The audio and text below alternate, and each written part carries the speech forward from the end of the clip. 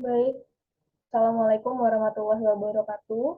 Kami dari kelompok 2 akan memberikan pembahasan terkait dengan soal yang sudah kami buat beserta solusinya.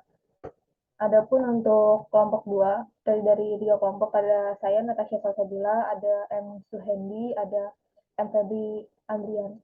Kemudian langsung ke soal nomor 1.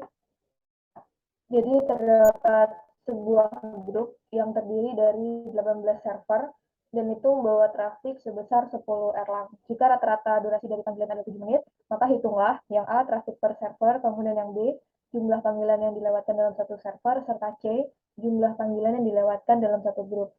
Nah, apabila rata-rata durasi panggilan meningkat yang tadinya dari 7 menit menjadi 10 menit, maka tentukan yang D jumlah panggilan yang dapat dilewatkan dalam satu server. Kemudian pertanyaan yang E, apa yang dapat Anda simpulkan dari poin B dan D? Nah, langsung untuk jawaban. Jadi yang A itu yang ditanya adalah traffic yang ditawarkan per server. Jadi tadi kan soalnya tuh dia adalah per server, kemudian membawa 10 erlang. Jadi kalau untuk per servernya tinggal kita bagi 10 erlang dibagi 18 server, maka per server itu ada 0,5 erlang traffic yang ditawarkan. Kemudian untuk panggilannya menggunakan rumus biasa yang B, traffic dikali waktu dibagi holding time, di mana traffic per servernya kan 0,5 dikali dalam 60 menit dalam 1 jam, kemudian dibagi holding time-nya itu 7 menit. Didapatkan 4,29 panggilan, kita bulatkan menjadi 5 panggilan.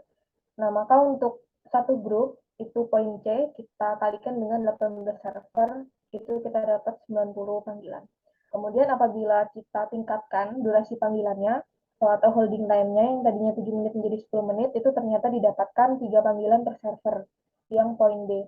Nah, jadi berdasarkan perhitungan yang telah dilakukan pada poin B dan D, nah diketahui bahwa peningkatan durasi panggilan itu akan menimbulkan penurunan pada jumlah panggilan yang dapat dilayani atau dilewatkan oleh satu server. Sehingga apabila kita ingin agar si server itu bisa tetap melayani panggilan dengan jumlah yang sama atau jumlah panggilan itu tidak mengalami penurunan secara signifikan, maka peningkatan waktu durasi atau peningkatan holding time itu perlu dibarengi atau perlu disertai dan diiringi dengan peningkatan traffic pula. Kemudian soal nomor 2, itu dalam rekayasa trafik digunakan dua metode untuk menentukan jam sibuk, yaitu ada TCBH dan BBH. Pertanyaan yang A, apa perbedaan di antara kedua metode tersebut? Kemudian, apabila terdapat data trafik dalam satuan erlang seperti tabel di bawah, itu dari jam 9 sampai jam 16, dari hari Senin sampai Jumat. Nah, tentukan yang B, jam sibuk serta trafik rata-rata menggunakan metode TCBH serta C, besar trafik rata-rata menggunakan metode BBH. Kemudian, bagaimana penerapan kedua metode tersebut? Jadi, metode TCBH itu merupakan metode penentuan jam sibuk, di mana metode ini didasarkan pada 60 menit dalam sehari yang memiliki rata-rata trafik tertinggi. Dan ini hanya diukur pada hari kerja dan tidak mengikutkan atau tidak memasukkan hari libur maupun hari nasional. Sementara kalau metode BBH itu metode jam sibuk, penentuan jam sibuk, di mana hanya memperhitungkan satu puncak dalam satu hari, maupun satu puncak dalam 1 minggu, satu puncak dalam 1 bulan, hingga satu puncak dalam 1 tahun. Kemudian kita hitung pertanyaan yang B dengan metode TCBH.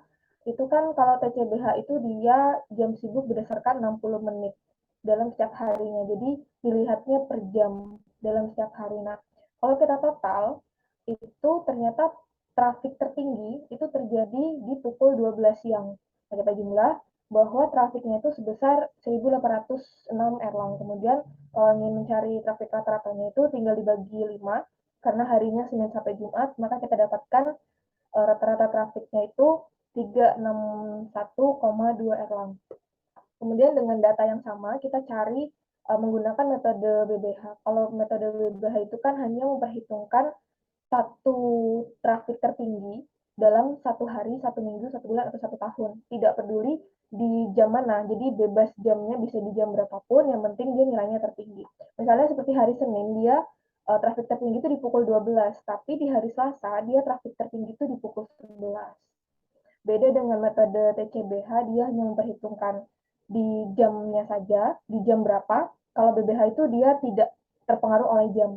Yang mana dia trafiknya tertinggi itulah yang dihitung. Nah, sehingga kalau ingin menentukan trafik rata-ratanya, kita jumlah trafik puncaknya atau trafik tertinggi. Jadi 392 ditambah 360 sampai ditambah 391 di hari Jumat.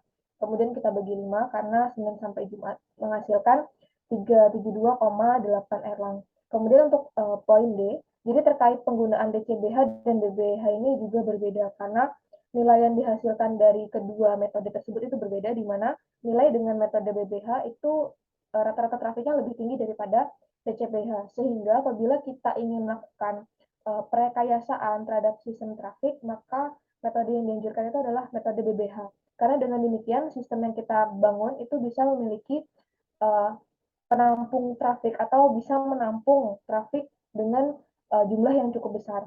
Tapi apabila kita ingin melakukan evaluasi sistem yang telah dibangun, maka kita perlu mengetahui dengan pasti sebetulnya trafik yang bisa dilewatkan oleh sistem yang telah kita bangun itu berapa. Nah, sehingga kita butuh metode TCBH karena metode TCBH itu bersifat lebih representatif. Kenapa lebih representatif? Karena TCBH itu dia memperhitungkan setiap jamnya, berbeda dengan BBH. BBH itu kan bebas mau jam berapapun, yang penting dia tertinggi. Sedangkan TCBH itu per jamnya, sehingga itu lebih representatif. Dan juga TCBH itu dia tidak memperhitungkan hari libur dengan hari nasional. Nah, sehingga itu lebih bisa dihitung karena kalau kita hari nasional itu bisa tiba-tiba trafik mengalami lonjakan. Hari libur nasional, hari uh, tahun baru dan segala macam itu bisa mengalami penonjakan sehingga di metode TCBH ini dia lebih representatif untuk mengevaluasi sistem yang telah kita bangun. Sedangkan untuk membangun sistem yang baru, merekayasa sistem yang baru, kita gunakan metode BBH.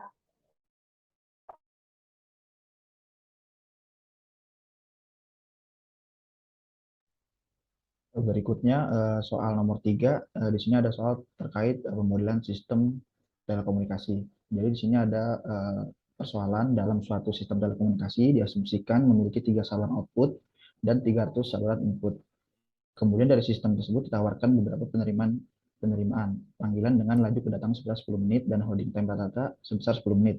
Dari pemodelan sistem tersebut, tentukan yang pertama intensitas trafik dari saluran, yang kedua besarnya trafik yang dimuat oleh keseluruhan saluran, dan yang ketiga grade of service dari sistem tersebut. Nah, di sini pertama dilakukan dulu pemodelan sistem. Di sini untuk saluran input dinyatakan pada M, di sini 300 harusnya. Nah, ini kemudian untuk outputnya ada sebanyak 3, di mana dinyatakan dengan R1, R2, dan R3 sebagai trafik yang membawa, dan dinyatakan sebagai Y untuk trafik terbawa. Next. Untuk penentuan nilai intensitas trafik, tadi diketahui dalam persoalan nilai lambda dan holding time-nya, di mana untuk nilai lambda kecepatan panggilan itu 10 menit dan untuk holding time 30 menit. Nah, itu sesuai rumusnya lambda dikali H untuk mencari intensitas trafik masih dalam bentuk menit. Kemudian dibagi dengan 60 untuk per jam dan dinyatakan dalam bentuk Erlang. Di sini menjadi 5, intensitas trafik sama dengan 5 Erlang. Kemudian untuk nilai trafik pada keseluruhan saluran Y1, Y2, dan Y3 dapat dicari menggunakan Y1 sama dengan A atau intensitas trafik dikurang R1, di mana R1 sama dengan A dikali A1 plus A, didapatkan hasil 4,16 Erlang. Dengan demikian Y1 didapatkan 5 dikurang oleh 4,16 Erlang dan didapatkan 0,833 Erlang. Untuk Y2 didapatkan hasil dari R1 atau saluran 1 dikurang dengan saluran 2.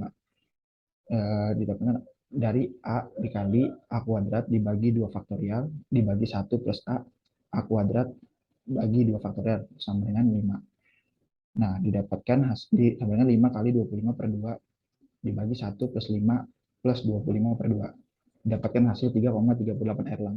Dengan demikian didapatkan Y2 sama dengan 4,16 dikurang 2,46 sama dengan 1,7 Erlang.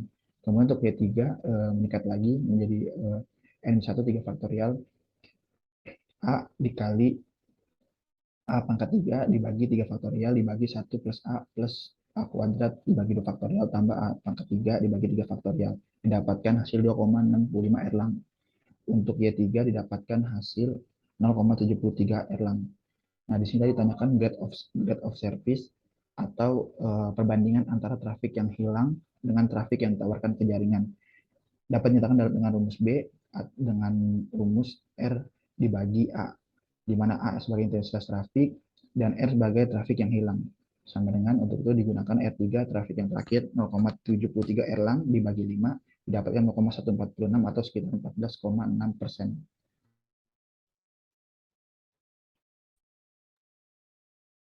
Untuk untuk soal nomor terakhir, nomor 4 ini, kami mempunyai soal yaitu dalam sebuah pengamatan selama 1 jam terhadap suatu sistem telekomunikasi sebanyak 12 saluran. Sistem tersebut memiliki banyak panggilan sebesar 40 panggilan dengan waktu holding time sebesar 12 menit. Lakukanlah pemodelan trafik pada sistem tersebut dengan mencari nilai berikut. Yang pertama yaitu nilai probabilitas blocking, yang kedua adalah efisiensi dari sistem tersebut, yang ketiga adalah jika diinginkan probabilitas blocking setengah dari probabilitas blocking awal, berapa jumlah saluran yang dibutuhkan menggunakan rumus rekursif Erlang B, dan berapa efisiensi sistem tersebut yang baru. Next. Yang pertama kita cari ada nilai intensitas trafiknya dulu, yaitu A, yang dapat dicari dengan H dikali C per T. Nah, H-nya ini kan kita mendapatkan 12, terus C-nya itu 40. 12 itu ada holding time, holdingnya time tadi 12 menit, terus C-nya itu jumlah panggilan, ada 40 panggilan, dibagi 60 menit, karena kita melakukan pengamatan selama 1 jam. Dihasilkan intensitas sebanyak 8 Erlang. Nah, untuk mencari nilai probabilitas blockingnya ini, kita bisa menggunakan rumus Erlang B, yaitu A pangkat N per N faktorial per sigma N sigma K sama dengan 0 sampai N dari A pangkat K per K faktorial. Atau dapat dijabarkan sebagai 8 pangkat 12 per 12 faktorial per sigma K sama dengan 0 sampai 12 dari 8 pangkat K per K faktorial. Nah, PB-nya ini bisa dilihat, ini adalah penjabarannya, dan dihasilkan yaitu 0,0514 atau 5,14%, sehingga probabilitas blocking dari sistem yang diamati itu adalah 5,14% atau terdapat 6 panggilan yang diblokir dari 100 panggilan. Kemudian untuk efisiensi ini tinggal kita bagi intensitas trafik dibagi dengan jumlah saluran. 8 dibagi 12 yaitu 0,67 atau 67%. Kemudian untuk yang C, di sini kita diminta untuk mencari nilai jumlah saluran pada probabilitas blocking setengah dari probabilitas blocking yang awal. Jadi kita mencari dulu probabilitas blocking yang baru dengan setengah dikali PB0. Didapatkan yaitu 2,57% atau 0,0257. Nah, di sini kita menggunakan rumus rekursif Erlang itu di syaratnya yaitu EN A. A sama dengan A N min 1 A per N plus A N min 1 A kurang dari PB. Nah, di sini kita diminta itu harus kurang dari 0,0257.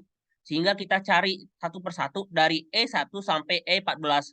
Dan pada saat di E14 kita menemukan bahwa hasilnya yaitu 0,0172. Dan itu memenuhi syarat yaitu 0,0172 dikurang kurang dari 0,0257.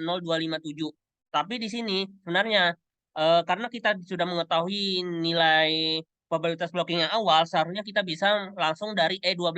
Karena pada saat 12 saluran, itu nilai probabilitas blockingnya itu adalah 5,14 dan sesuai dengan hasil dari E12A itu adalah 0,0514.